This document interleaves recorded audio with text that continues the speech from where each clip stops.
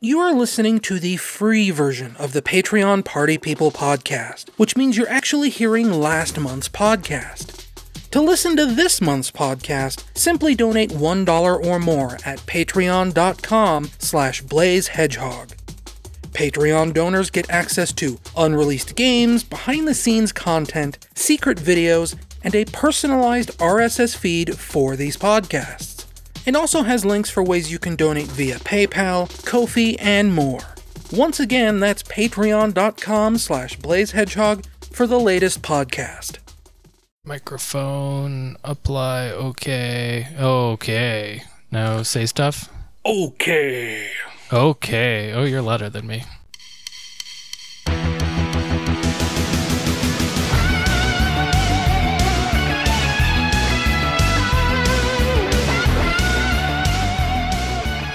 Hello and welcome to the August 14th edition of the Patreon Party People podcast. I am, of course, your host, Ryan Bloom, but this time, I've got another special guest.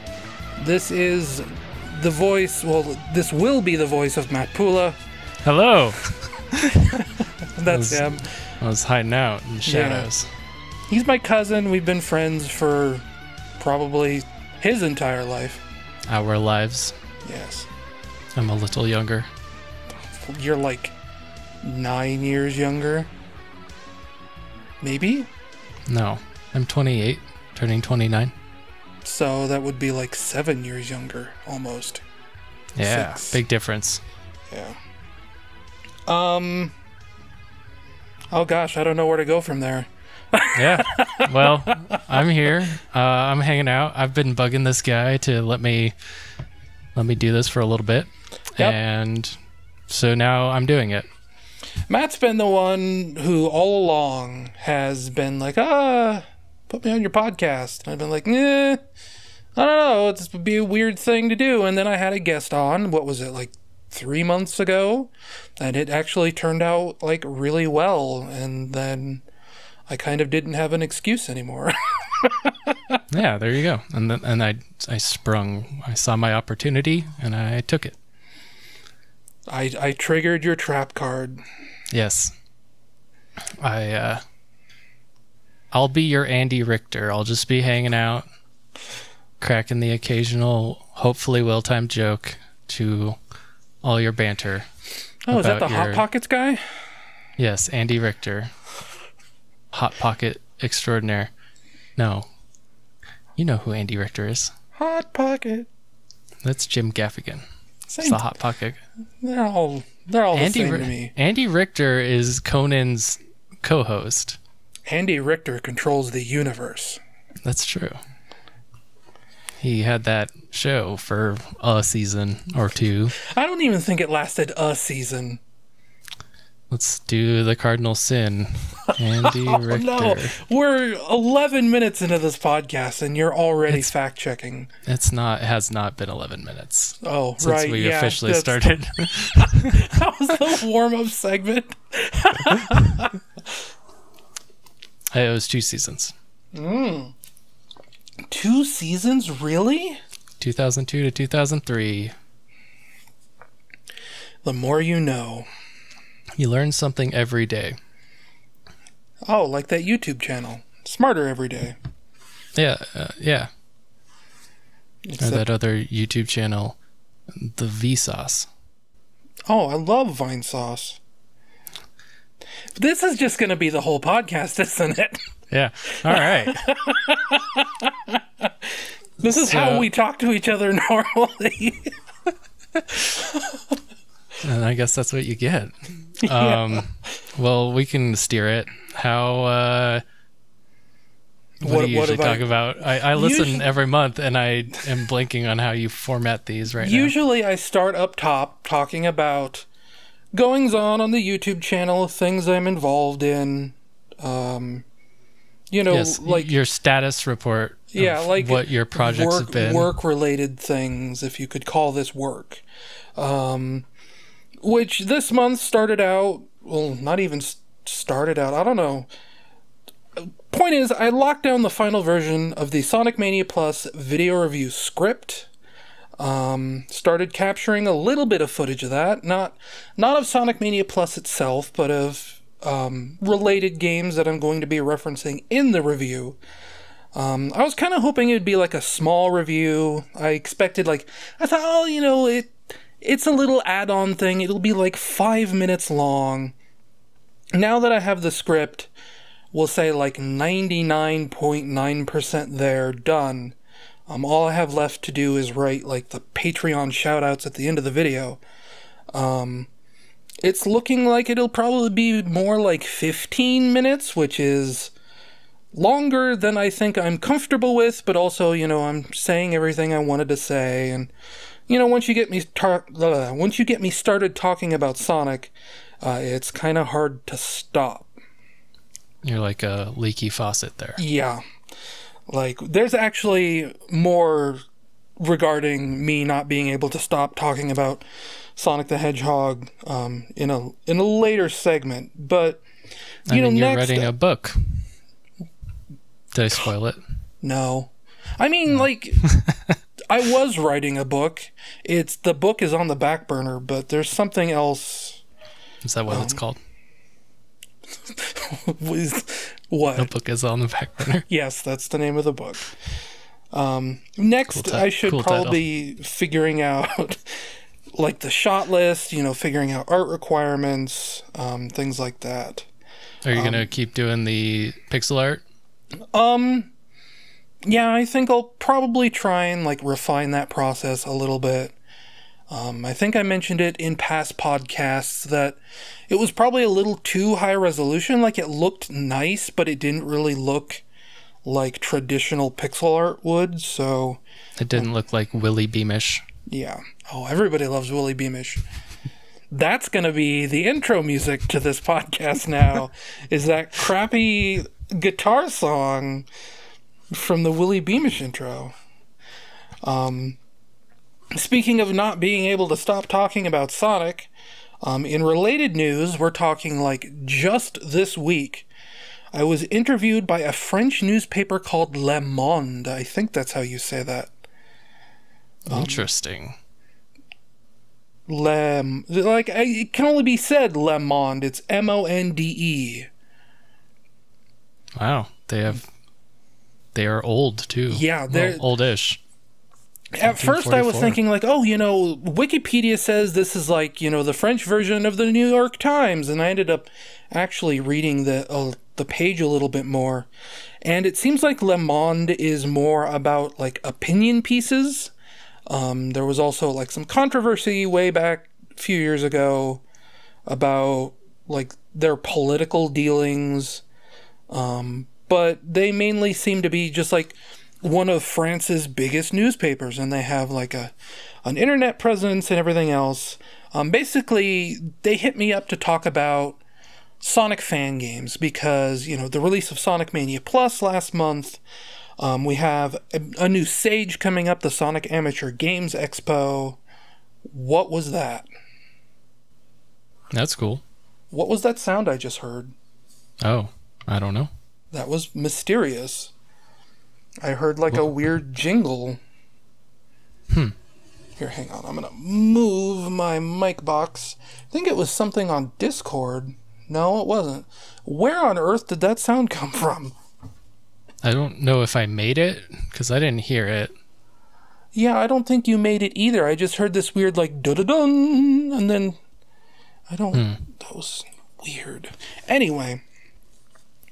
But yeah, with Sage coming up, Sonic Mania Plus releasing recently, usually, like, this happened, gosh, I should have, like, double-checked when this actually happened, but a website called Cultured Vultures interviewed me, I think it was last year, when the original Sonic Mania came out. Again, also about Sonic fan games and Sage. People seem to think I'm this big important person as far as Sonic fan games go, and I'm not really going to debate them on that because I don't think that's something I can really like have place to debate. If people think I'm important, then I'm probably important, but you're like the fan game historian. Kind of, actually, yeah. Like, there are other people out there I know that are probably better at this than I am, but my name is the one that seems to be coming up in searches, so, whatever. Basically just, why'd you start it? How do you feel about Sega allowing fan games? Does Sega allow fan games? Questions like that. I ended up writing this guy. The guy writing the article, I'm not 100% sure how to pronounce his name. Lamy Corentin, I think, is how you say it. He asked me probably about a dozen questions, maybe like 15 or 16, and I wrote him 9 or 10 pages in response. So I don't think he's going to use even a quarter of that, but I wrote a lot about the history of Sonic fan games and what I think makes the Sonic franchise special, and why fans are still sticking around, and just all kinds of different things. It sounds like he's going around and he's interviewing a bunch of other notable people, so it's not like it's just focused on me. Hopefully, like with the last time with the Cultured Vultures interview, because I also ended up writing like 5 or 6 pages to that guy, when their article went up, they actually let me post my full unedited responses on my blog. When this Le Monde article drops at the end of the month, I will probably check in and see if I can post my unedited responses to that, which will probably be similar in some ways to what I said to Cultured Vultures, but, different enough that I feel like it's probably worth posting. That's cool. Yeah. It makes me feel weird and important and maybe a little bit intelligent in ways that I normally don't feel. It's weird. I say run with it. Oh yeah, of course. I'm not going to turn these people down. Yeah. I write about Sonic the Hedgehog on my blog every day. You work Just for... about.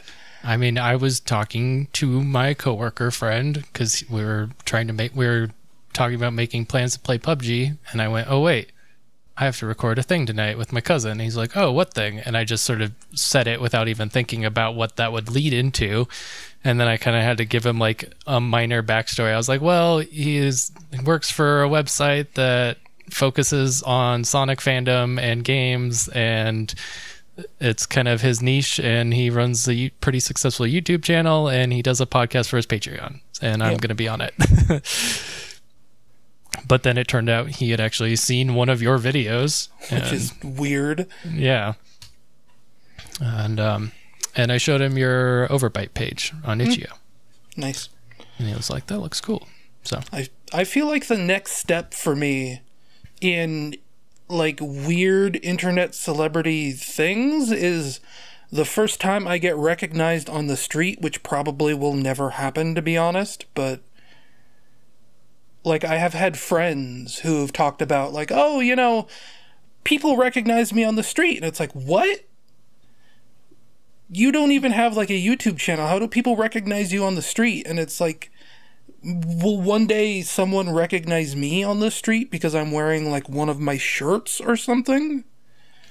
Or at the very least recognize the shirt and not necessarily put it together that it's you. Yeah. One of the streamers I watched, Choco Taco, his dad was wearing one of his shirts and got recognized. He's like, but I've still never been recognized. Like, my dad got recognized, like, with my shirt on. That's pretty good. Yep. Next up, I started to toss around ideas in my head these last couple days of what could possibly be a new video series for my YouTube channel. Lately, over the last week, there's been a lot of talk about Nintendo shutting down ROM piracy sites, and recently, a few days ago, one of the biggest and oldest ones, MU Paradise, shut down. Not because they got like any legal notice from Nintendo, they were just afraid of potential legal action. And there's been all this talk going around about, game preservation, how shutting down ROM sites could potentially hurt preserving games that may never get re-releases in the future. And been thinking, like, going and running with that idea a little bit. I did a stream a couple of years ago about Xbox 360 games you couldn't buy anymore, and it ended up being like one of my most popular stream archives. It has something like 5,000 views when most of my stream archives only get like 100 or 200. So what if I was thinking, like, what if I did like a video review series, maybe like try and keep it short, of just like talking about games that might not ever get like HD re-releases or remakes or anything like that, sort of explaining why that is, and, you know, just like almost sort of like Did You Know Gaming sort of short to the point videos. That's something I've been kicking around the last couple of days. It's a good idea. Yeah, but with like how long it takes me to put together videos, like who knows when I'll ever like actually get around to it. Well, it sounds like you want to, I mean, making them short would try to make the production time, you know, really rapid. Right, yeah. And like that's another thing with my normal video reviews. Like those have a very short shelf life. You know, once the game sort of falls out of the public eye, you don't really get many views on a video like that. So if you're going to do a video review, you kind of need a hook. You need something to like grab people, even if they're not necessarily looking for opinions on that game, like purchasing opinions, let's say. You need to give them a reason to watch your video, and people seem to be attracted, like, obviously, you know, the grass is always greener. You always want what you can't have, so doing a video series about that, I think, just makes a lot of sense. Yeah, I mean, and like, you comparing it to, like, Did You Know Gaming, or even what's his face, the Game Theorist or something. Yeah. Those are very bingeable videos. I mean, Game Theory is a little different. Those are longer, but yeah. Did You Know Gaming, I've definitely sat and watched like 15 of them in a row. Yeah, because they're like 5 minutes long. Yeah. But I've already started like a Google Doc with, you know, potential games I could cover. Mostly old ones, because, you know, with like newer games, you can never be like 100% sure.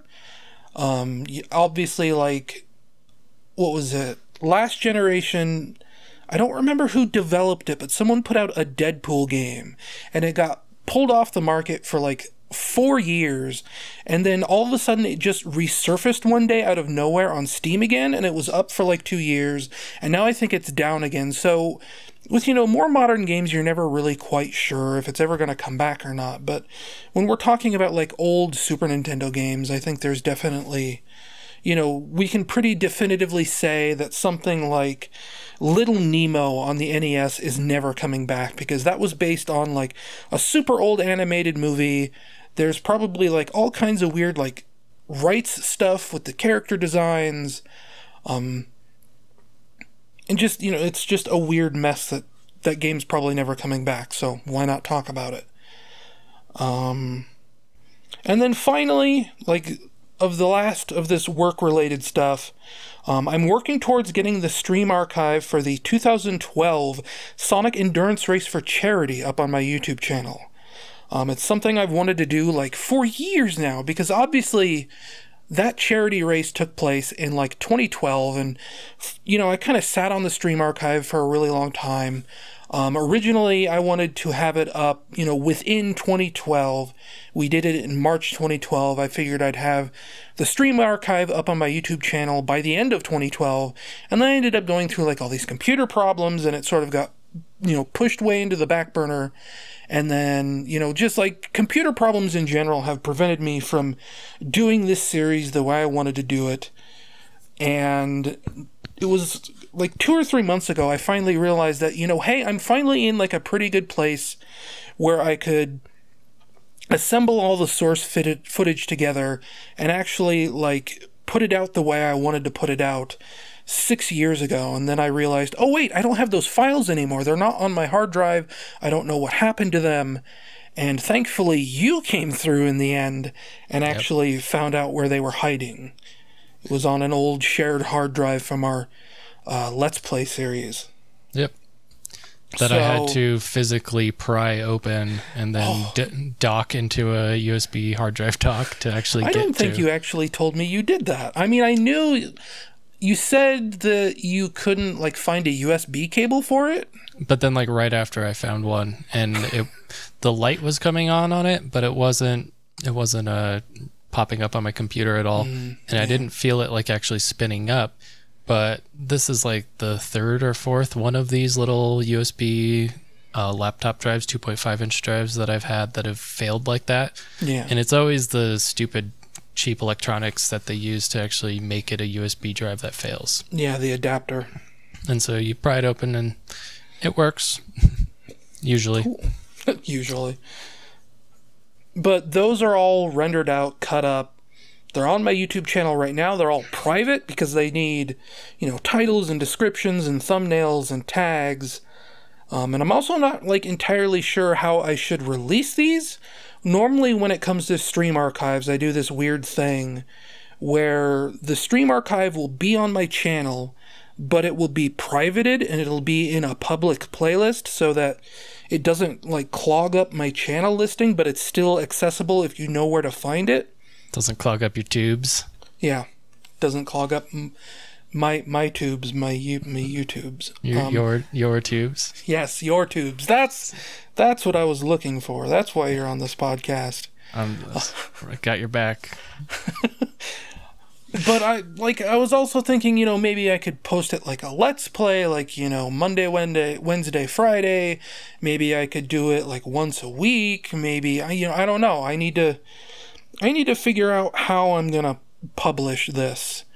And if anyone out there listening to this has any preference for how they'd like to see this published, leave a comment. Obviously, this will be going out to YouTube in September. Yes, it is August. This will be going out in September to YouTube. Do it all in one video. Yes. Patrons will be getting it now here in August. They can leave comments too, obviously. But regardless of what people decide, what people suggest, what I decide, I probably won't mess with any of this until after the Sonic Mania Plus review is done, because I don't want it to get buried in this huge tidal wave of 18 one-hour videos. And that wraps up that segment. Usually around here, I break for music for a little while, and I go to the bathroom, get something to drink, rest up my vocal cords. And usually these intro segments go on for a lot longer because I ramble a lot. But I feel like with a guest, maybe I've been a little more focused. Somehow. I don't jump off into tangents constantly. I'm here keeping you in check, on your toes. All right, music. Yeah. I'm like, come on, guys, say come on, guys. Everybody to the limit, the Jeep is to the limit. Everybody come on for guys. Say guys, say for guys. Who's that for?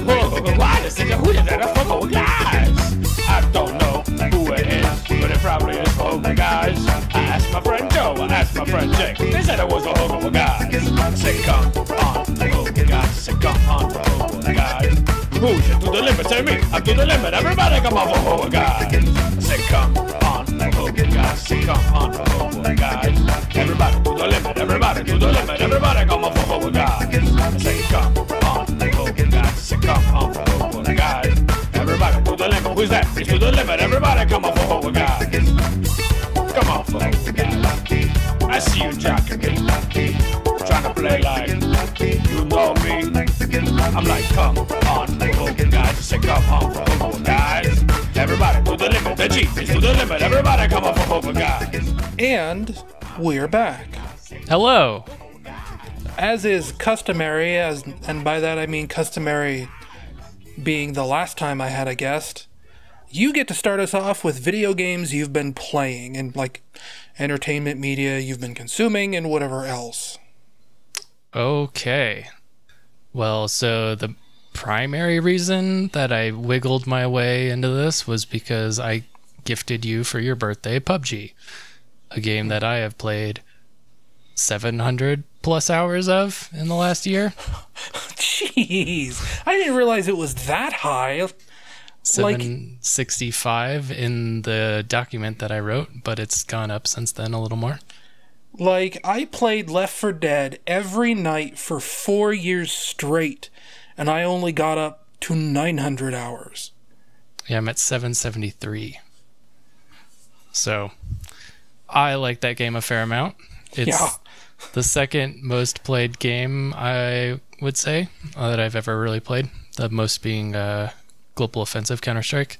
Global Offensive, 1,361 hours. Oh, and CSGO. Yes, the CSGO. And 1.6 was like 750 hours. One Source was like 250 hours-ish. So, you know, I don't usually get over the 100-hour hump, let alone the 500-hour hump. And yeah, I don't know. I really, really took a liking to that game. And it has its problems, but they're still working on it. They're still improving it slowly but surely. And I don't know. There's just something about it that really clicked with me. I never really liked I never really thought I'd like the super simmy stuff, and I guess that's why it strikes a good balance between being simmy and arcadey, and you know, you have to lead your shots and stuff, but you have lean buttons. You can go prone and all that stuff, but I don't know, man. It's just such a good game.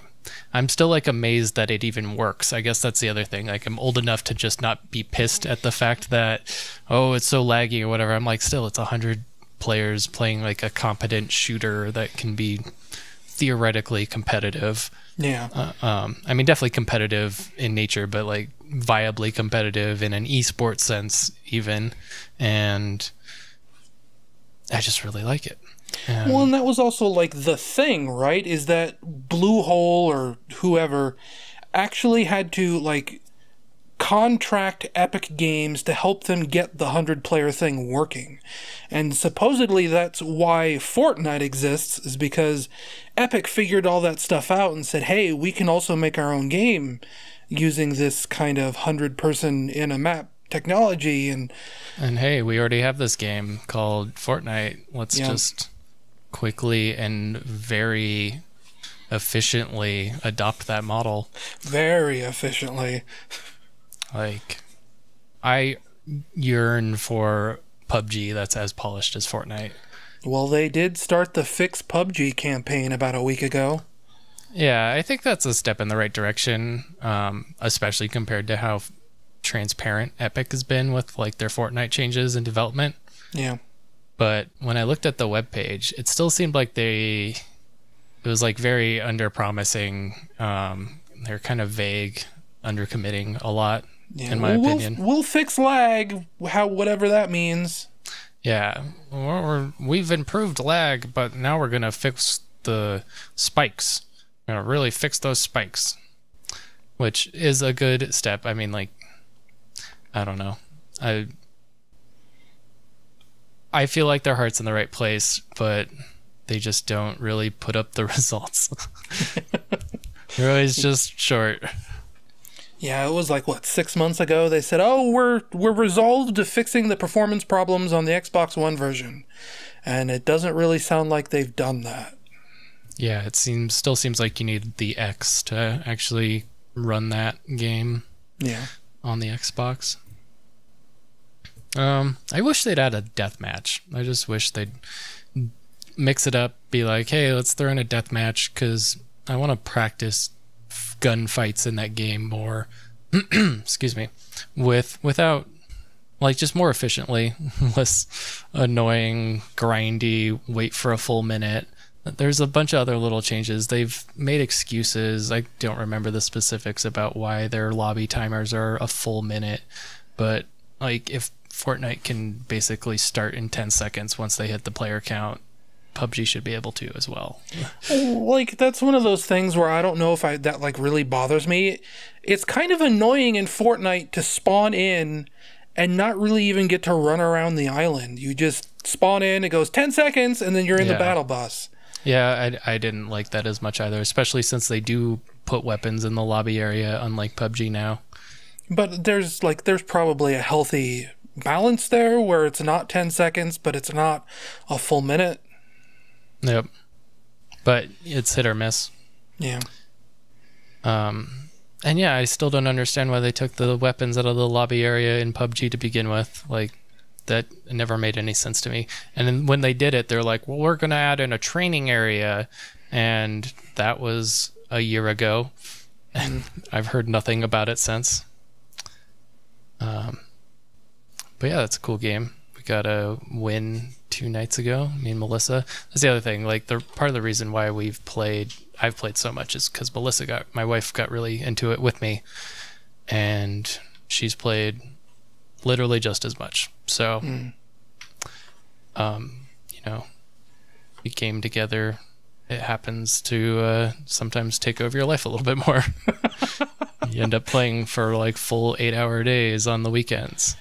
Well, that's one of those things where I also have other friends who play PUBG, and it was a couple weeks ago I finally got into a game with one of them, and they wanted to do like 4, 5, 6 games in a row, and I'm like, guys, I haven't played a multiplayer game this much ever. Like, this would be the same crew that I played Left 4 Dead with, and you know, normally we'd play like a 45-minute round of versus mode, and these guys go for 2, 3, 4 hours in a row, and it's just like, I'm not complaining. It's actually kind of nice to have a multiplayer game that does that, but it's just really weird to me. Because I'm so used to, I guess, like with us, when we would play something like Team Fortress 2, where we'd play it for like 20 minutes, and you'd be like, I'm sick of this. And you'd close the game. And there's something about PUBG that just,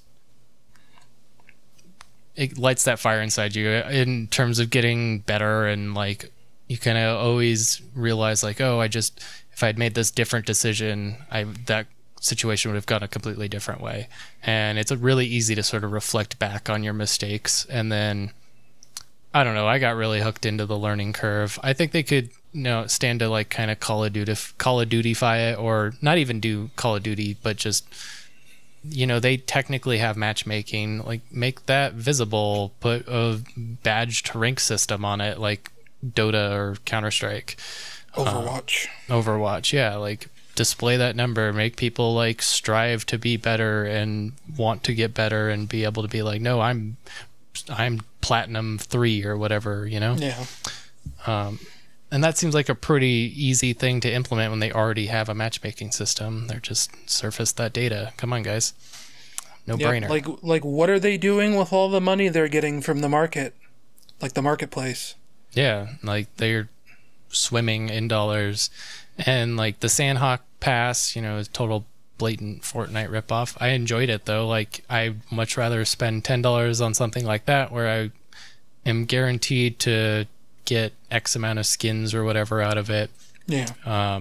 Than putting money into keys to unlock crates. That's not the only thing I've played. I play other games too. You play games like Counter-Strike Global Offensive. Yeah, that's a good one. I still go back to CSGO when I'm like, God, I'm sick of PUBG. Like, that's the Sandhawk Pass really kind of burn us out, and me especially on it. I was like kind of sick of PUBG after playing a lot of PUBG to unlock missions and get the XP, and I ended up getting up to level 25 out of 30. And then I spent the $5 to get the last 5 levels on the last day. Oh, you're scum. Yeah, whatever. I played the game for 800 hours practically. Like, I don't mind throwing them a few extra bucks. Yeah. Make the game better. Lazy assholes. No. I bought Slay the Spire during the Steam sale. It's the only game I bought for myself. And that is a fun game. It's the roguelike card battling single player game. Roguelike or roguelite? Roguelike. ish. I don't know. This is I never know what the differences are. It's roguish, you know, like Han Solo. They always do it from behind. You go through and you have 3 characters that you can choose from that you progressively unlock. You start with one, you unlock the other one, then once you play that one, you unlock the third. There's 3 acts, each with a boss at the end, and you just go through. You see these like 4 paths that branch out, and it's all these different rooms that you move between, and you can.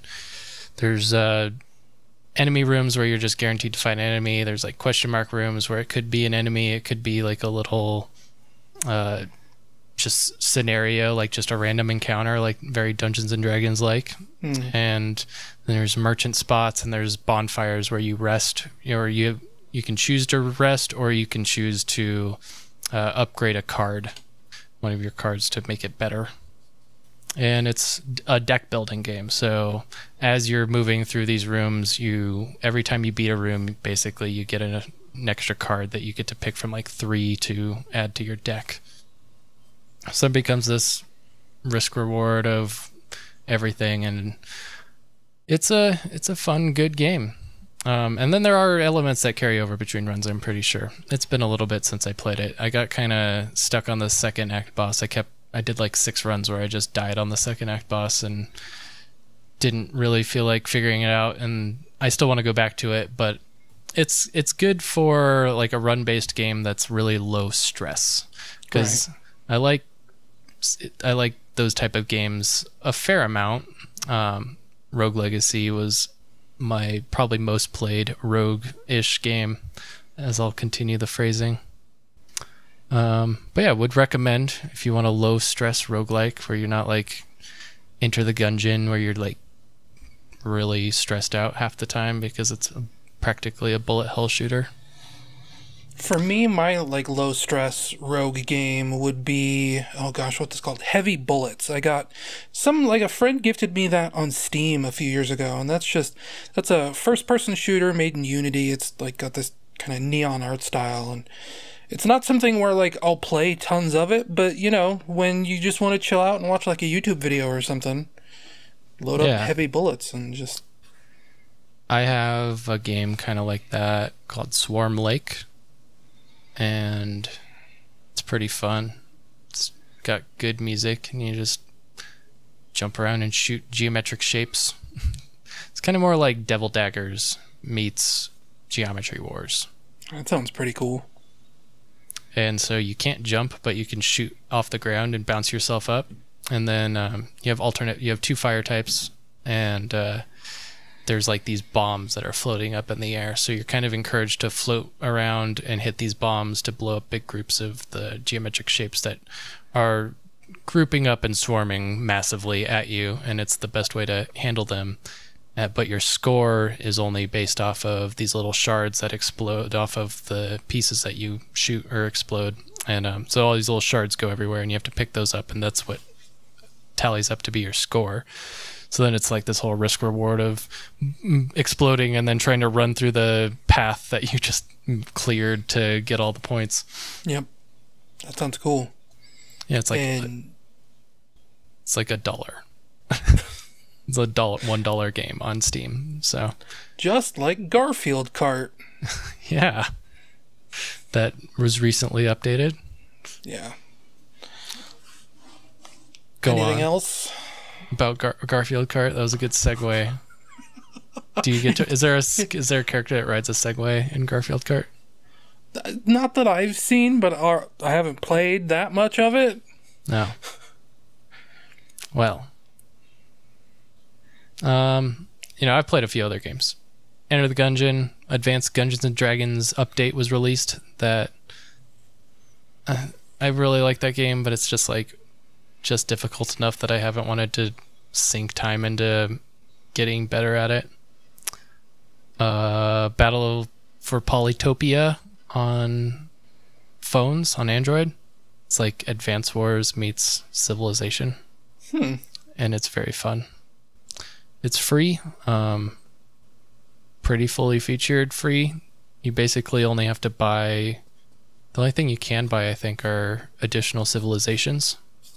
And if you buy one civilization for, like, it's only $1, it unlocks multiplayer. So, it's a cool game. That's not bad. Dawn of Discovery. We played that on one weekend day randomly. And that's also known as Anno 1404. Yeah, something like that. Yeah, that is. I fact-checked it beforehand. Came prepared. Ooh. But this game's pretty rad. You would probably like it. I played a little bit of the DS version many years ago. It's like this marriage of Civilization and Age of Empires. It's like about like setting tax rates and things like that. Yeah, I think I don't know what the DS version's like, but the PC version was like pretty focused on just like expanding. It's expanding your territories and getting resources to age up and meet these age up requirements, and setting up trade deals and democracy negotiations between other civilizations around the map that you find.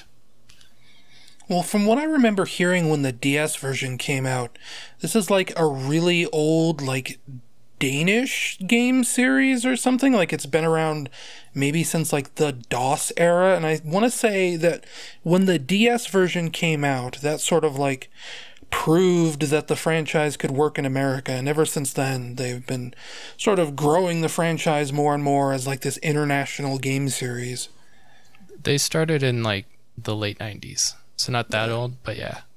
I looked it up, like, when I was rereading about it. I went through, like, all the Wikipedia pages of all the series games, because, like, well, which one's the best? And then it turned out I had the best one, or what people consider the best one is 1404. And so I downloaded it. And it's DRM free, so I could share it with you. Is that illegal? Don't copy that floppy. Like, but that's the thing, right? It's like there's no DRM, so is that illegal? Like, you're just sharing it with a friend. Yeah. I mean, I shared it with my wife's computer as well, and that is how we played it. It's only illegal if you make it illegal. Yep. And I've also played a little game called Spreadsheets. That doesn't sound like a video game to me. It's like video game if you make it a video game. There's probably a video game Easter egg in there somewhere. Probably. But yeah. That's about all I got. You know, I've seen some movies, some TV shows. We just watched Barry on HBO, which is this Bill Hader hitman dark comedy that's kind of like a dark comedy 30-minute version of Breaking Bad. It's kind of the best way to describe it. It was really good. And we watched Room, the movie about the captive lady who has a kid with the captor, and then they escape. It was good. What else have I seen? Castlevania. Castlevania. I've seen that. I've only seen half of it. I need to watch the other half. I watched the first 2 episodes. But I liked it. It's not like it's very long. Yeah, I watched it on an airplane, and Melissa doesn't want to watch it, and then I haven't had a chance to really watch it myself. But I will. I want to finish it, especially because the second season comes out in like 2 months. Yep. I plan on, like, part of my whole thing is I want to go back and rewatch season 1, and I put season in air quotes because it's kind of just a Castlevania movie. Yeah, I mean, it ends up being 2 hours long, so yeah. It's just broken up into parts.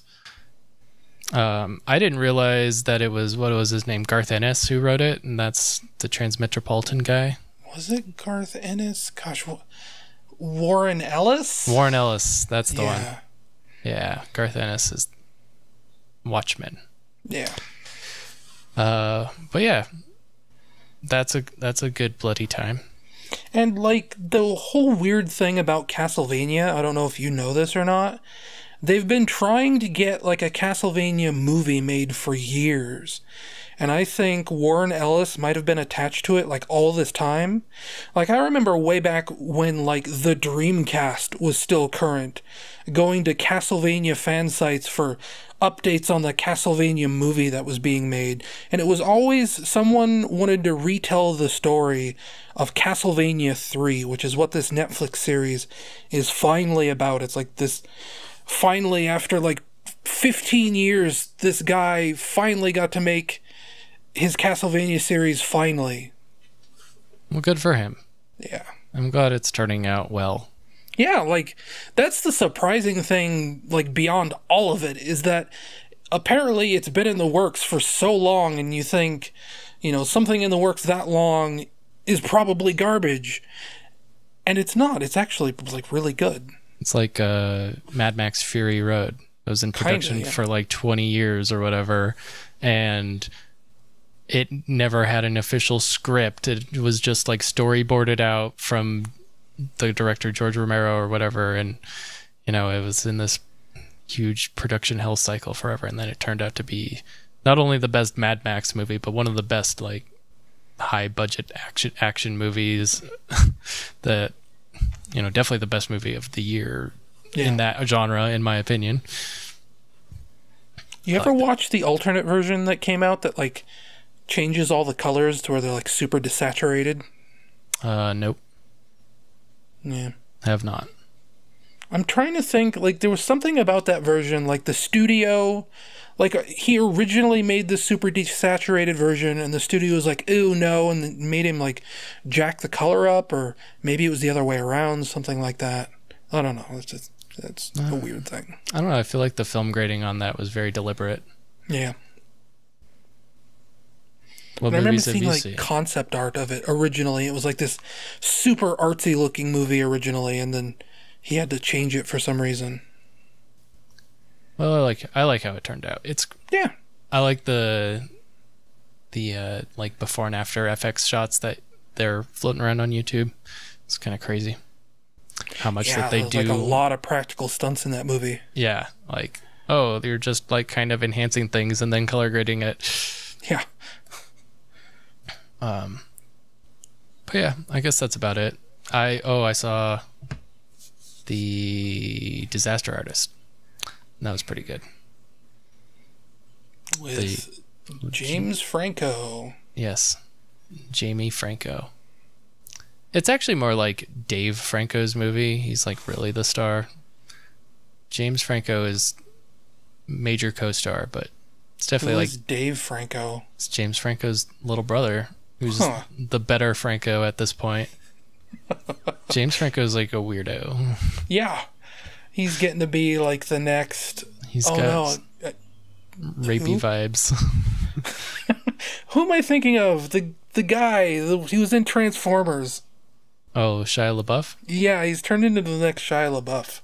Or like... But not really. Like, he's not as cool. Was it like that Phoenix guy? River Phoenix? I thought River Phoenix died. Maybe. Joaquin, yes. Joaquin, yes. Well, that was all for a movie. Oh, supposedly. I mean, he went like back you to to normal believe. after. It's not like he would, kept it though. up. I mean, maybe he realized what he was doing was stupid and he needed, but like, I think I've seen that movie. I'm Not There. It's like, and Dave Franco is in it. No, it's not. It's Casey Affleck. Casey Affleck is the Ben Affleck's little brother. And they're like best friends, and Casey Affleck is like the only other person in on it. I saw it a while ago. It was pretty good. I did get Movie Pass, and then it was like literally like 3 days before everything really started shitting the bed on that service with them running out of money, and then like getting an emergency $5 million injected by some hedge fund, and then they restructured all their pricing and stuff on the internals and like what all the rules are where you can only like purchase. I don't know. I didn't even read any of it. Like I've been hearing about that on the periphery, like every now and then, like a headline will come up on Twitter like, oh, something's happening with Movie Pass, and I'm like, Like, we finally bought into it because we watched some video on it. It was like a Nerd Writer video where he's like explaining the economy of Movie Pass and just how many subscribers they would need to have to become profitable, and how far away they, like, drastically far away from that number they are. And so we went to the website and we looked at it and we're like, okay, they have this plan that's $8 instead of $10, and you get 3 movies a month. And like literally every time, like after the $5 million debacle where they ran out of money, we tried using it like 6 or 7 times, and every time I turned it on my phone, it would just not have any movies listed for the movie theater in town. It's like it would just say like cannot connect to server or something like that, and it was down for like 2 weeks. And so I canceled my account, and I don't think we're going to end up using it, even though we have it till the end of August. Well, did you hear about the new thing that happened today? No. People who canceled Movie Pass very recently have now been automatically re-enrolled into a brand new version of the service, and you have to re-cancel. Really? That's hilarious, because when you cancel, they go, be careful. They literally have like a screen that pops up. It's like, if you cancel right now, you are ineligible of re-signing up for 6 months. Well, apparently they just decided to re-sign everybody back up, whether they wanted it or not. Well, let me see. Movie Pass. I'm going to open it on my phone right now. Updates to your Movie Pass. You asked, we listened. We're suspending ticket verification and peak pricing, as well as adding many first-run movies. Starting with your next billing cycle, your new plan will include 3 standard movies a month for $10 and up to a $5 discount on additional tickets purchased. Please confirm you accept these changes. I'm like, can I say no? There's I accept there's an X button.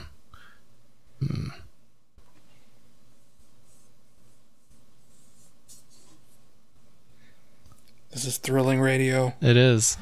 Well, that's all I can figure out right now. Yeah. You can talk about your stuff. Yeah, well, straight up. No, you're right. It's straight up like Yep.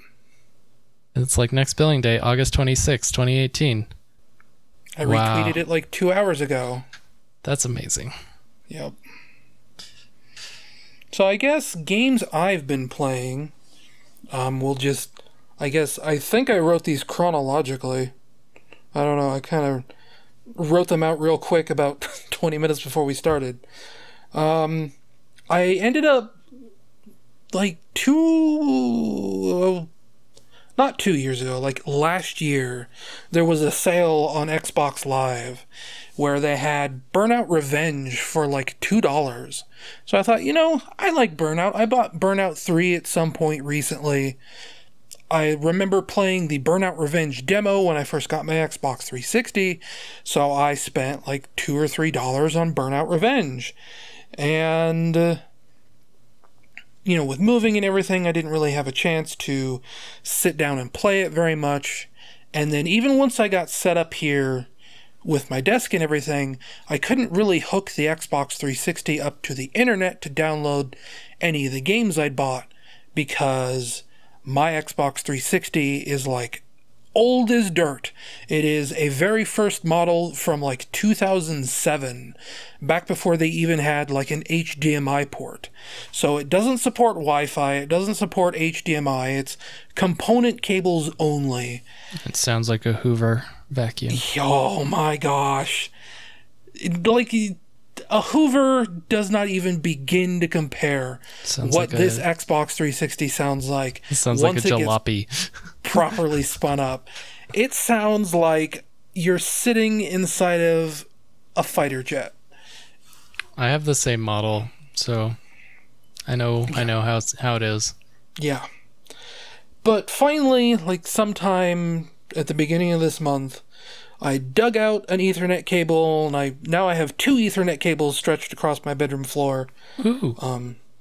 That plugs into the 360, and I ended up downloading all the games I bought since then, which was like Panzer Dragoon Orta, Burnout Revenge, and I think there was one more that I can't remember what it was, but I ended up playing a bunch of Burnout Revenge earlier this month, and I think it's probably safe to say that the best Burnout game ever made is still Burnout 3. Like I talked about when I originally played a bunch of Burnout 3 a few months ago, about, you know, kind of why I didn't like Burnout Paradise. It's sort of a slower game. I'm not really a big fan of open world racing games because it never feels like there's enough to do, and you know, there's not enough track variety.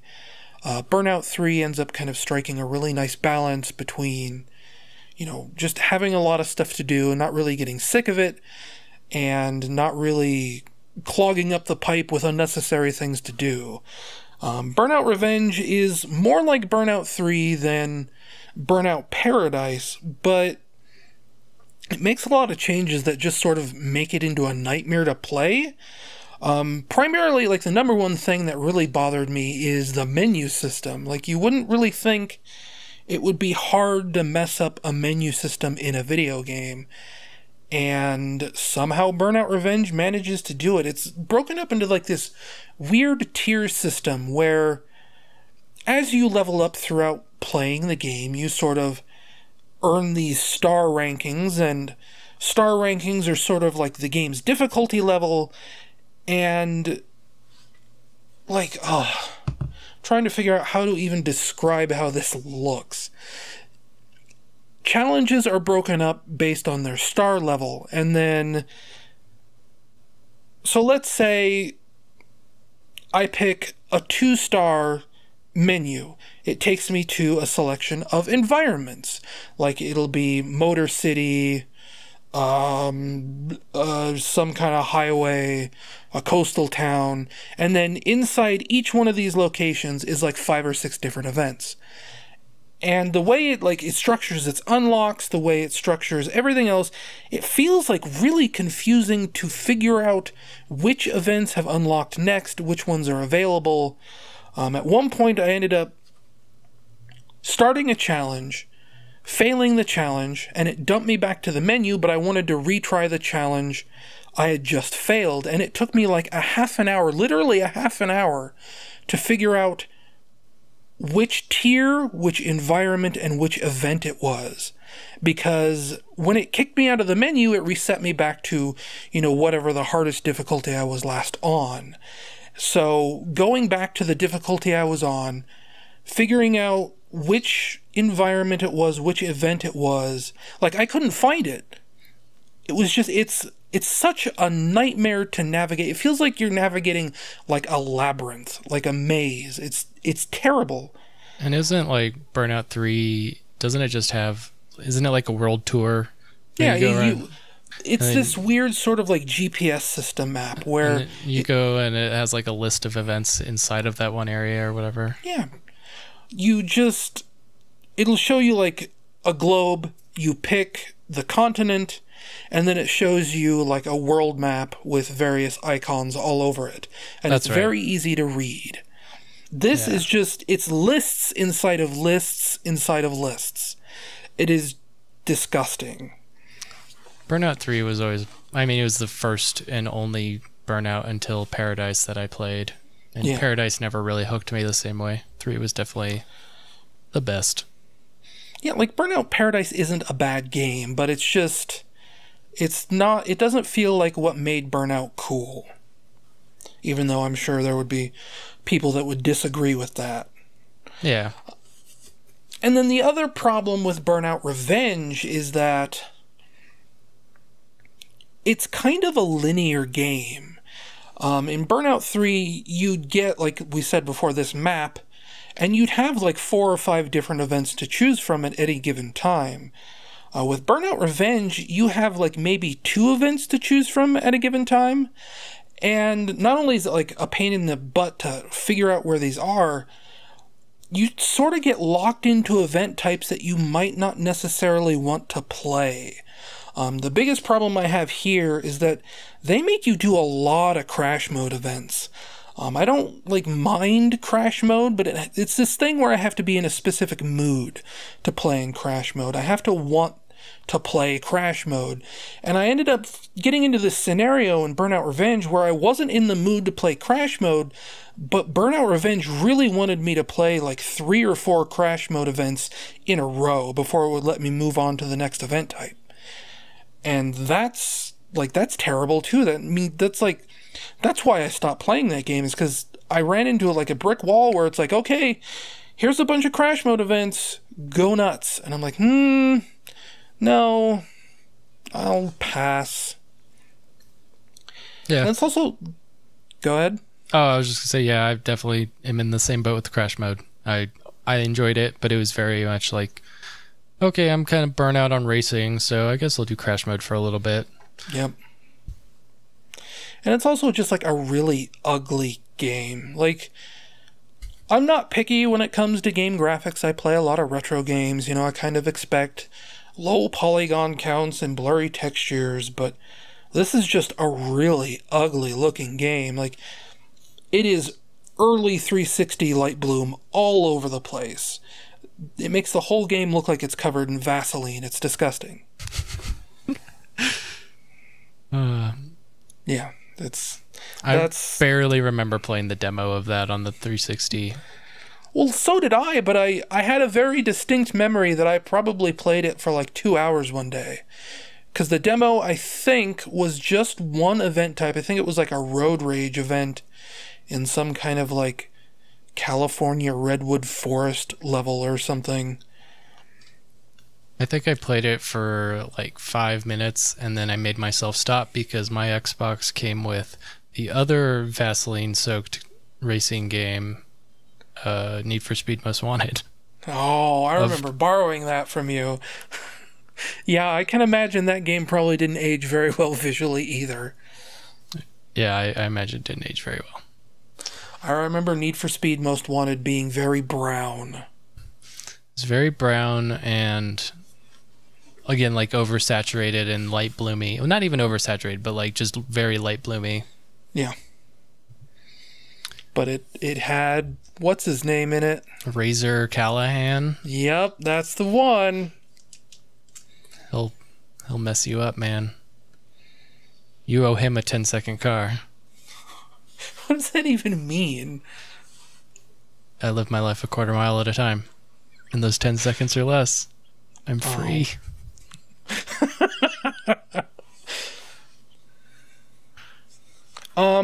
Next up would be, I played a lot of No Man's Sky. Oh, yeah. Like this month, obviously, you know, I said I wrote the script for Sonic Mania Plus. I've started capturing footage, but it was a pretty chill month for me, actually. Kind of recharging my batteries a little bit between reviews. Your batteries? Yeah, batteries. Batteries? And I jumped down a deep No Man's Sky hole for the new, they're calling it No Man's Sky Next, which is their big sort of refresh where they try and fix the game. And it's one of those things where, like, this sounds like it's too harsh, but I hesitate to call it a good game. It's sort of like we were talking about earlier with Heavy Bullets and your rogue games. Well, Heavy Bullets is a rogue game too.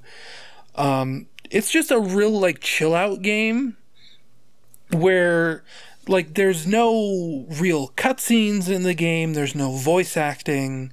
It's a lot of reading dialogue prompts and farming for materials, so it's something you can just turn on while you split your attention between a podcast or a YouTube video or whatever, and it's a very chill, sort of therapeutic experience, almost, like kind of like Minecraft, because it's sort of like this survival game now. You just sort of wind down at the end of the long day. Yep. With some space trucking. What? Space trucking. Oh, I thought you said bass trucking. I was like, what? Yeah, bass trucking. It's my truck full of subwoofers. Sitting in the parking lot at 3 a.m. Bass trucking it. Keeping the neighbors awake. Yeah. The only problem is, like, the reason why I hesitate to call it a good game is because it's still like super unpolished. I mean, from what I've heard from like the Bombcast and the Beastcast after that update, kind of everybody went back to it for a little bit and kind of said the same thing you said. They're like, well, this is way, way better than it was at launch. And, people like Jeff were like saying that they are really, really enjoying it, even though they see its obvious flaws still and where it can make better improvements. Yep.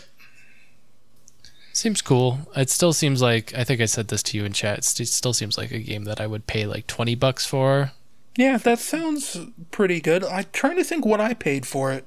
When the next update launched, it was like 50% off, so I think I paid like $30 for it. Yeah, you paid $30, and that's right. I said I would pay $15. Like it should be $30 normal and be half off at $15. Yeah, like I would never. Even if like considering I did enjoy this game quite a bit, and I still need to go back to it because I've only scratched like barely the surface of it. Even though I've put like 10 or 15, maybe even like 20 hours into it, like I would not pay $60 for this game. It is not polished enough to be a $60 game. Like, I get stuck in the floor a lot. There will be times where I'll land my ship on a planet. My ship will get stuck inside of a tree, and then I'll get out of my ship, and I'll clip into the tree, which will push me into my ship, and then I won't be able to move for like 2 minutes while I wiggle back and forth using the WASD keys until eventually I like pop out the other side of the ship. Like that's happened to me before. Isn't there a reset button in like the escape menu? Start menu? There is like a load your last save button. Oh. There's like load last checkpoint and then load last hard save. I'm literally thinking of Forza Horizon 3, where you have to like press pause to reset your car. Yeah, but you have like a rewind button in that game. Yeah, well, I was playing it with my nephew this weekend or last weekend, and we were on the Hot Wheels track, and I somehow lodged myself like completely underneath the track and in between a bunch of boulders, and I couldn't back out, and then something distracted us for like 5 minutes and I couldn't rewind out of it. Nice. And like other things that have happened to me, there was one time I got into my ship and it was like suddenly I was 2 feet tall, so like my control panel was covering most of my view. I couldn't see above it like I was a little kid. And that happened, that like it stayed that way until I flew somewhere, landed, got out, and got back in again. It automatically picks like camera angles when you talk to NPC aliens. Like it'll try and, dynamically pick like a cinematic camera angle. And I feel like 9 times out of 10 when it does that, it'll pick a camera angle that clips into a table or a control panel or like another alien. So it kind of like obscures your view. It's a really like weirdly janky game. And like the real weird part about all this is that the developer Hello Games seems to be kind of into it. Like they like how janky it is. The lead developer Sean Murray, a retweet came across my timeline a couple weeks ago where he was like actually pointing out a bug in their game and kind of like making fun of it. It was this quest where you talk to an alien and the alien's like, hey, there's this guy who went missing. You need to go find him for me.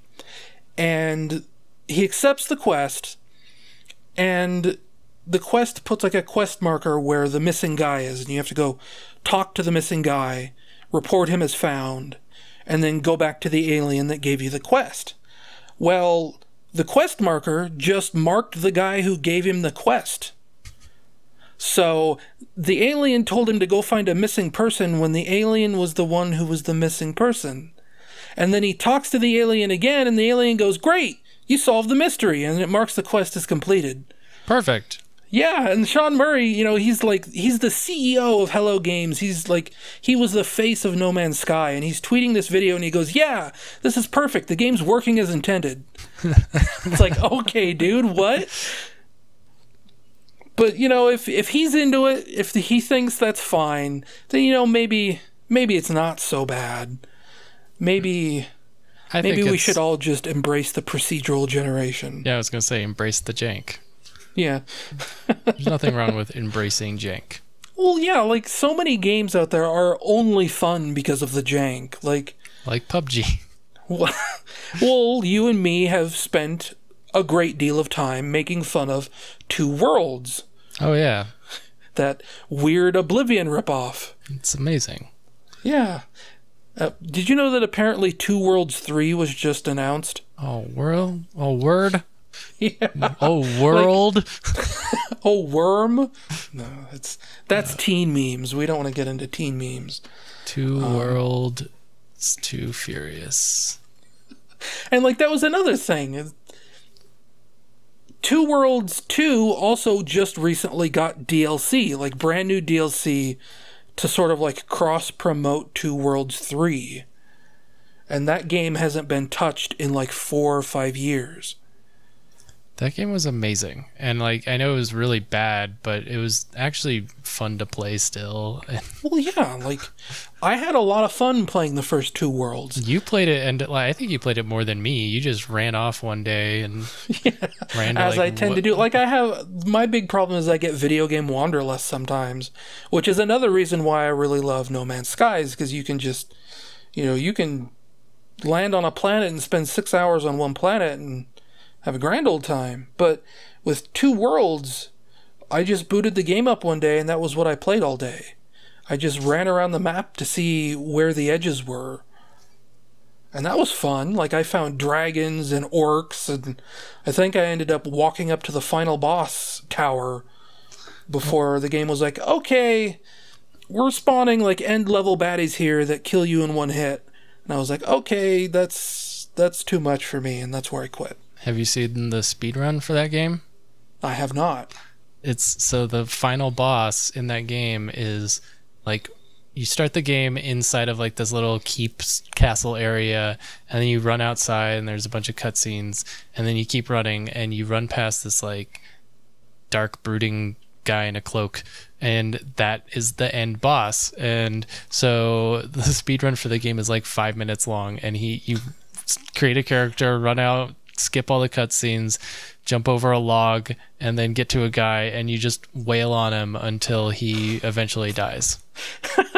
And they did some strat to like make it so that they could actually survive at level 1, but yeah, they just kept attacking them. Oh, and you get the town guards involved too. The town guards start attacking him. And that was pretty good. And that was one of the first things I ever did in that game, was I just started attacking that guy, because I don't remember why.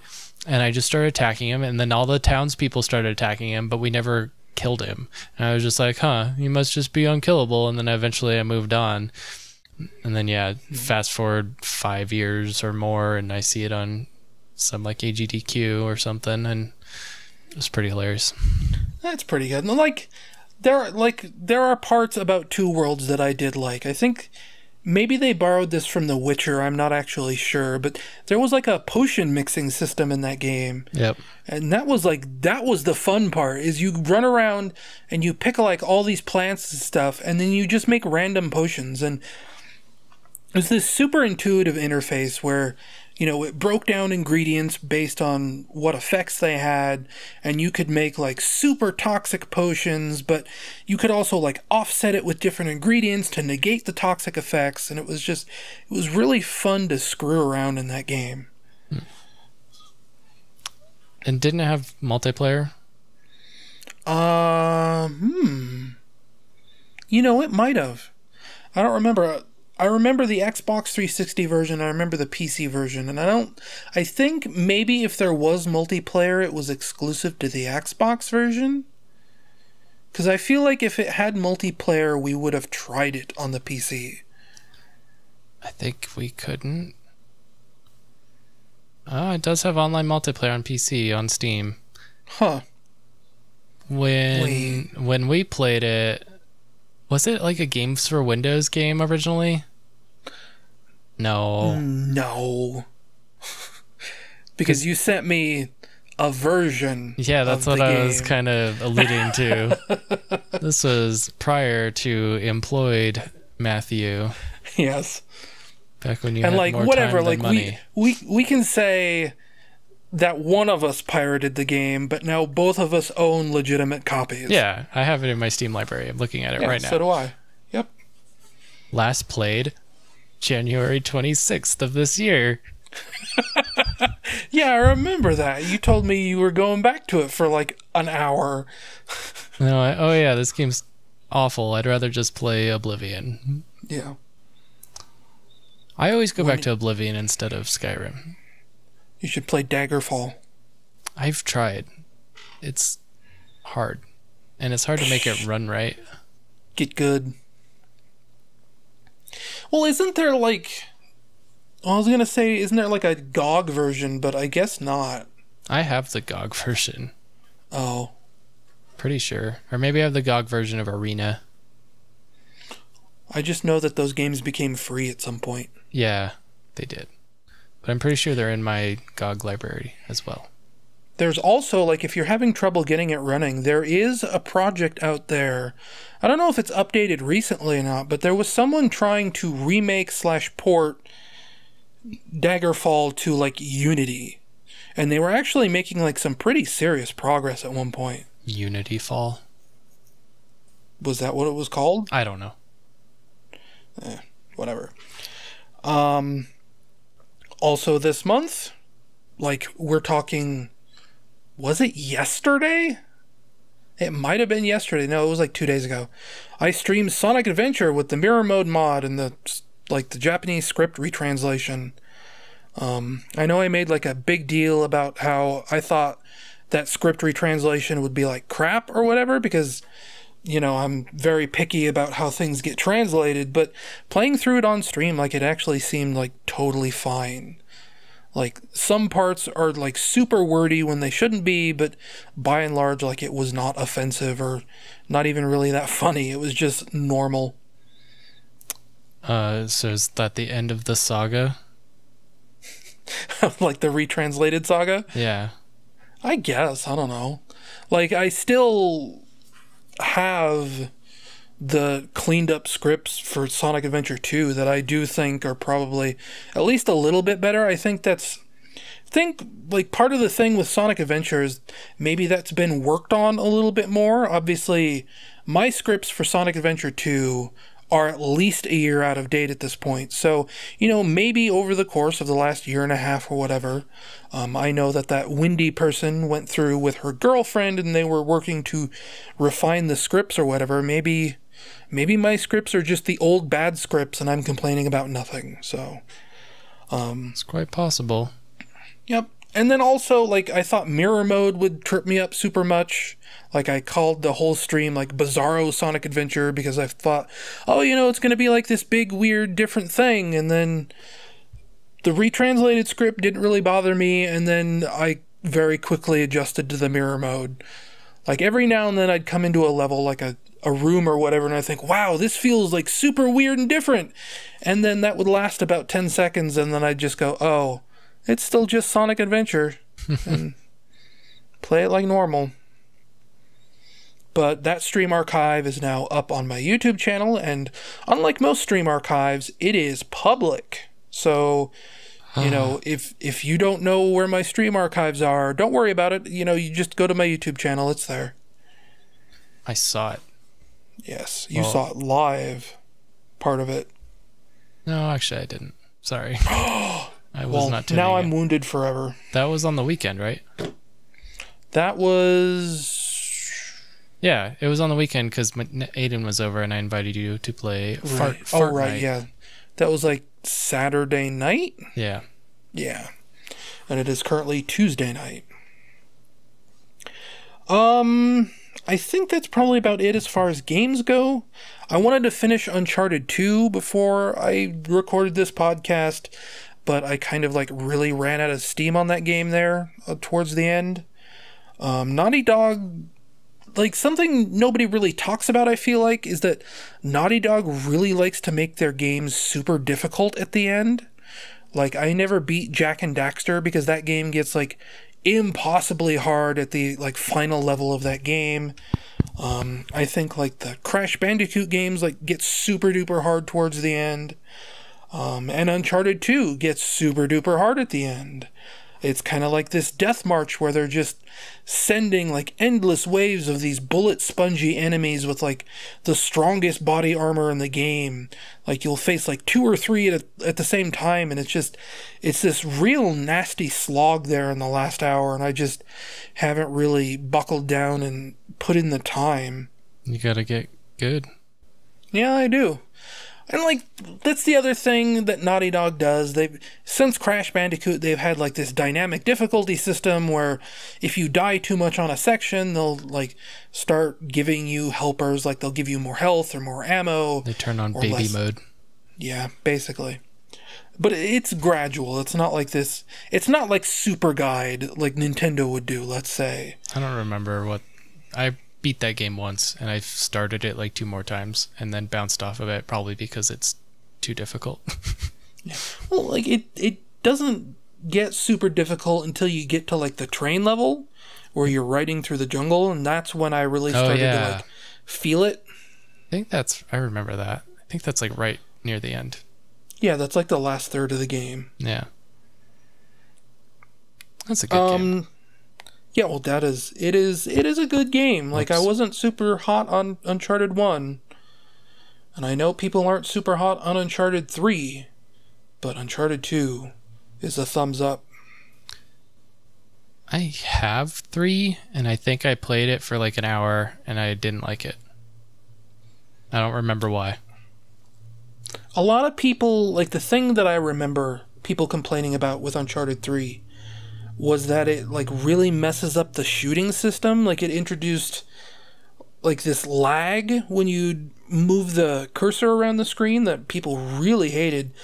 And Naughty Dog like swore up and down for like months that nothing changed in the aiming system between Uncharted 2 and Uncharted 3. And people just kept complaining and complaining and complaining that, you know, something about Uncharted 3 doesn't feel right. And eventually, from what I remember hearing, Naughty Dog finally caved and they're like, okay, we're going to fix the aiming system. And they put out a patch. And from what I remember a friend telling me, it fixes it a little bit, but not completely.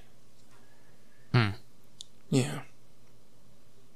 And then there's not really much to say with the monthly Final Fantasy VI report.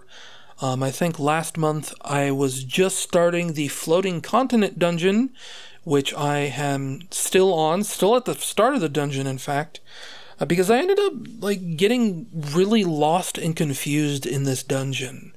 The whole gimmick is that you're sort of pushing buttons to change the landscape to provide new pathways forward. And there are certain places in the dungeon where it looks like a dead end until you push on a certain part of the wall and then the wall sort of parts around you. And I really wasn't clear what the dungeon was trying to get me to do, and I ended up running around in circles for like 2 or 3 hours, and now I'm super over-leveled for the boss that's in this dungeon, and I know where to go now. I finally like figured it out last week, a few days ago, in fact. But I ended up getting to this point at the end of the dungeon where one of your party members can permanently die for the rest of the game unless you stand around and wait for them. And I was, again, kind of unclear on what exactly the rules were for how you're supposed to wait around for this party member to show up. And I ended up getting a game over, which reset me all the way back to the beginning of the dungeon. And I just haven't really had the energy to go back and do the dungeon properly because it was a hassle. It was a bad dungeon. Movie-wise, I guess the only real big thing I saw, I finally saw Infinity War, The Avengers 3, and that was an okay movie, I guess. It was a good movie. It was a good movie, but it felt like a lot. but like a lot, but not all of it was necessarily super deep. Like, I think my whole problem is that, like, I watched basically nothing of the Phase 3 Marvel Cinematic Universe. So I never saw, like, Guardians of the Galaxy Volume 2. I've never seen any of the Captain America movies. Oh, really? Nope. Not the first one, second one, or third. And, like, I know, what is it? Winter Soldier is supposed to be really good. And Civil War is really, really good. Yeah. Civil War might as well be like Avengers 2. Yeah, well, that always seemed a little weird to me because, like, Civil War in the comics was like this big, it was their big event one year. And and it led to Captain America dying or whatever. Yeah. And to brand it as like a Captain America movie seemed a little weird. It's really good, though. All I've seen out of Phase 3, I think, is like Spider-Man Homecoming and Thor Ragnarok. Which, you know, Thor Ragnarok's pretty good. Thor Ragnarok's really good. I've seen Thor Ragnarok like 3 times. Yeah. And Spider-Man Homecoming is probably the best Spider-Man movie. Yeah, no. Oops, hit my mic. Yeah, it's the best Spider-Man movie, like, hands down. We just rewatched it a week or 2 ago.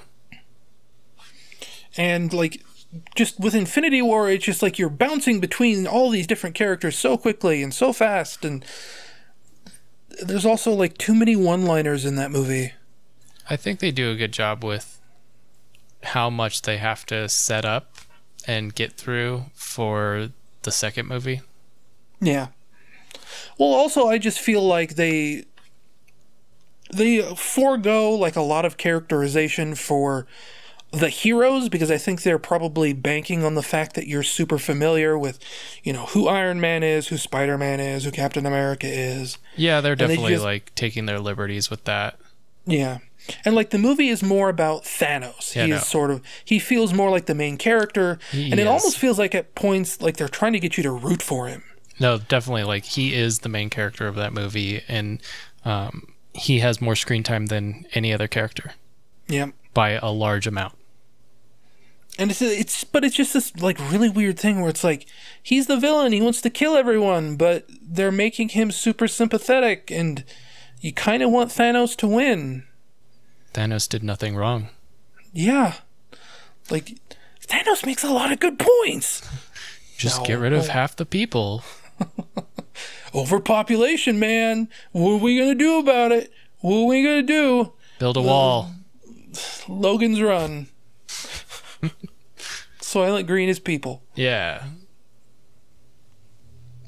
But yeah, like, I didn't hate Infinity War. I think having seen all the third, like, I've seen all of it. I think having seen all that stuff definitely helps because, yeah, like, they have all their setups, they have all their characterizations in place from those movies so that they don't have to bother with that stuff, and they can spend 90 minutes of a 2.5-hour movie on the bad guy to build him up and really give him the screen time and the characterization that he deserves to make you actually care about the conflict, I think. Yeah.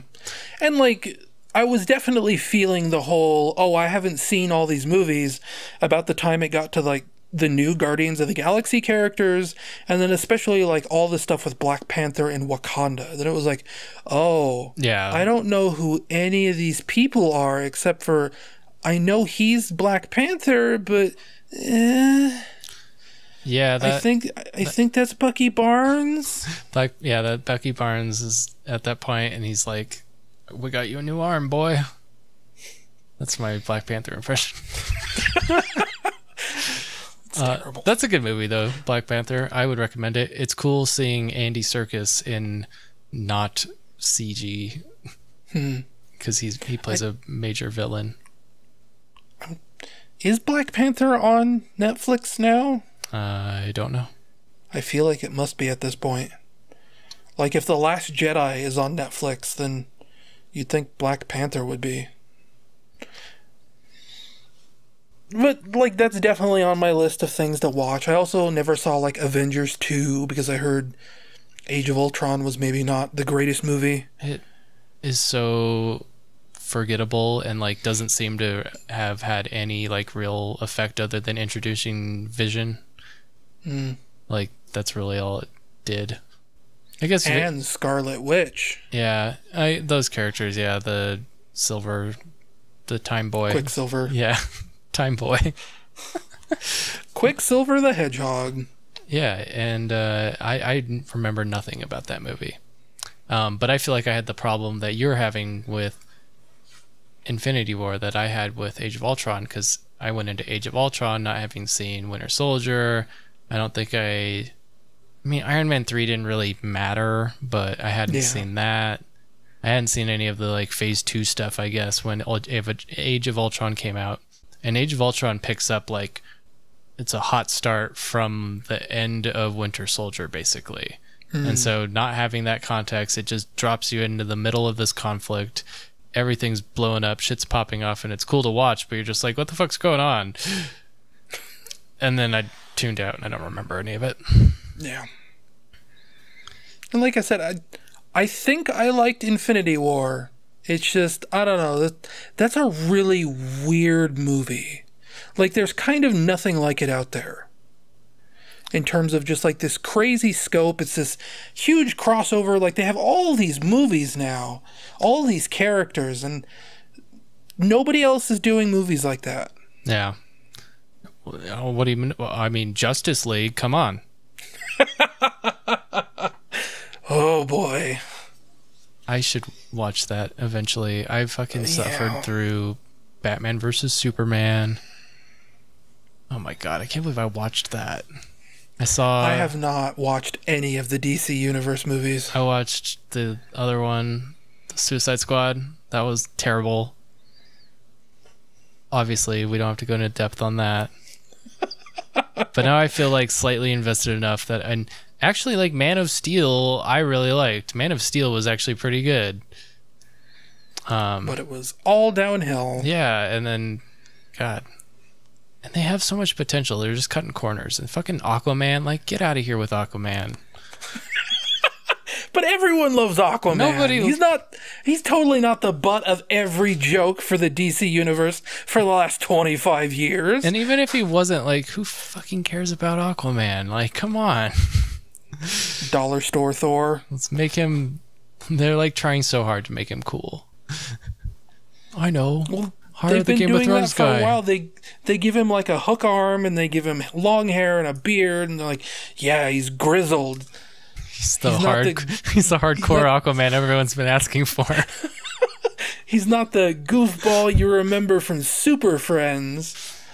I'd much rather have like a 3D animated Aquaman that's like very self-aware about being the butt of the joke and like being the crappy Justice League member. That'd be way better. Like, that was even the thing, right? Cartoon Network did like a bumper once, and even then it was this thing where it was Aquaman and Wonder Woman were tied up, and Aquaman is sitting there, he goes, Wonder Woman, my ability to talk to fish is of no use here, and Wonder Woman just kind of rolls her eyes like, shit. Yeah, of course, dude. I don't remember that, but sounds like something they would have done. Yeah. But yeah, I think that was it. I'm not really much of a movie watcher person or a TV watcher person. We've cooled off on it because we've been playing so much PUBG, but we're starting to watch more stuff again. I still need to watch like Stranger Things season 2. So do I. And then probably all the Captain America movies. I mean, even the first Captain America movie I really, really like. Like, it's got Hugo Weaving as the Red Skull. He eats it up as the bad guy, as he always does. He turns up in Infinity War, spoilers. I don't feel so good. Ugh. Like, that's the thing. That was something that really bothered me. Somehow I've become a guy who's like super picky about any kind of spoilers, even if I know the content that is being spoiled. for like when Infinity War came out, I knew that people weren't going to be able to help it, so I blocked all the keywords on Twitter. That's something they let you do. That's fun. That's fine. I like to do that. I did that with The Last Jedi. I think I still have Metal Gear Solid 5 keywords blocked because I haven't played it yet. I own it on Steam. I just haven't played it yet. And okay, so I watch Infinity War and I think, okay, cool. I can finally unblock these keywords. And like the day after I unblock the keywords, I see people retweeting GIFs of the last 5 minutes of the movie. Oh. Like, what are you people doing? See, I had it like much more... I didn't know that I saw these memes on Reddit of people disappearing into dust. And it was like... all the memes were of them doing it to like other memes, basically like meta meming it, and they were pretty good. And I didn't get it, and like there were memes of like people being like, I don't get what this is, but I made one anyway. Yeah, and then like, good. Well, I'm in the same boat. I knew, like it was this point where like, oh, that's weird. Like he's disappearing into like stuff that, huh. And with Reddit, it was on the subreddit MeIRL, which is nothing but high-class memes. And it just overtook the whole subreddit for like a solid day. And like all these posts were hitting... It was more than a day. It was like a week. And then like one of them was like, hey, I saw the movie and I get it now. And I still didn't put it together. And then like I'm sitting in the theater and then he's like... Mr. Oh, I can't say it. We're spoiling it right now. Oh my god, what are we doing? Yep. Shit, we're part of the problem. Well, we're not saying who. Yeah. Like, obviously, this was a meme that was going on for a long time. Yeah. Well, anyway. And eventually, like, yeah, put 2 and 2 together, like, oh, that's an Infinity War thing. Yep. But yeah, I was sitting in the theater. I was just like, oh, that's what it was. Yeah. It's that thing that is on the internet. Yeah, all the kids were talking about. Now I am a hip kid. I love being hip, especially when I crack my hip. I did remember a few more games that I played, and I just want to mention one of them, The Escapists. That's another like chill out and just sort of zone out game, and it's this like 2D pixel art indie game. It's like a top down, like almost like a Legend of Zelda style perspective, isometric, and you're in a prison, you're an inmate, and it's like this little RPG crafting element system where you're trying to escape. And so like, go ahead. The sprites kind of remind me of like Pokemon. Yeah, it's like Star Tropics. Yeah, oh, yeah. Like that's where the Star Tropics is where I got the major vibes from. But yeah, and then you you have a strength, intelligence, and speed. So like you have to be on a schedule. You have to go like hit up roll call for them to count all the people, and then like go eat dinner, and then you can like get jobs in the prison if you want. But yeah, you start like working out, and then you can beat up guards and steal their keys, and then make molds of them, and it's pretty deep. My nephew ended up playing it, and then I took over because he was just like running around beating up everybody. He was just like getting stronger and then beating everybody up, and then getting his butt kicked and put into solitary confinement. He's like, why is it going up by like 5 days? I'm like, because you keep beating up guards and going into solitary confinement, so it jumps ahead like a week. But that's a really cool game, and I'd never even really seen it. I remember the Giant Bomb quick look and thinking, oh, that looks pretty cool. And I think it's on my Steam wish list, and it's one of those things that I don't know if I own it. I thought I did. I got it for free on Xbox Live. Kind of hard for me to check. Because my microphone box is covering my computer screen. The second one is apparently out and has multiplayer co-op. Yeah. So that's cool. That's all. It sprung my memory when you were talking about chill games, and I was like, that was a game that I got real chilled out with. Let's see. No, I don't think I have it. Oh well. Yep. If I could dig up another game here. Had to go with my mom today because she went to go get her eyes checked to get a new pair of glasses, and I ended up sitting in the waiting room and playing like a half an hour of... Oh no, what was the game called? It's one of the Mickey Mouse games. The first Super Nintendo one. I think it's like the Magical Quest starring Mickey Mouse.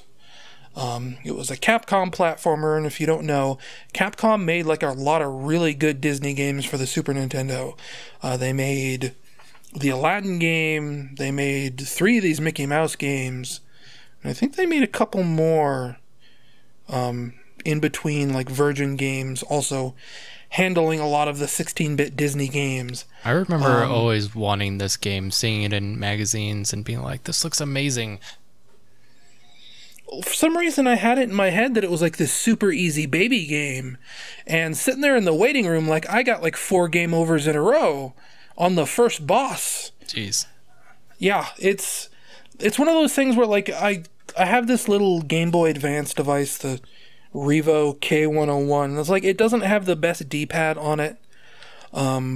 So maybe that contributed to the fact that I constantly failed the first boss over and over and over again. But on normal difficulty, you have like a super tiny health meter. You can take like 3 hits before you die, and healing items seem to be non-existent.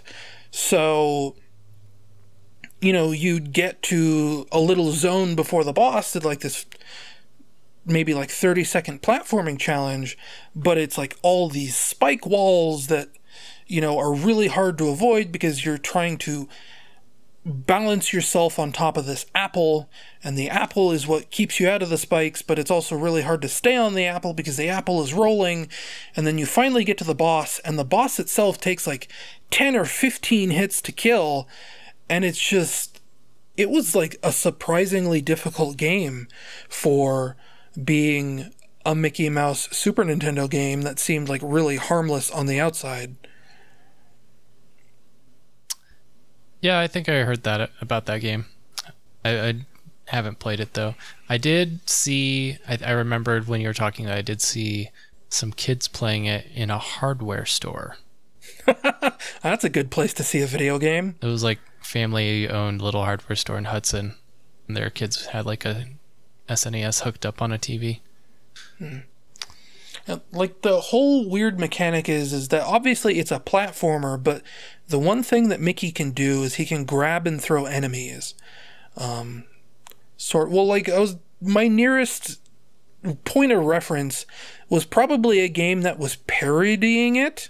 There was a mini game collection called Retro Game Challenge, which was based on a Japanese game show called Game Center CX, and there, in the second Retro Game Challenge game that never came to America, there was a game called Super Demon World, which was a platformer where you could grab and throw enemies, sort of like this Magical Quest game.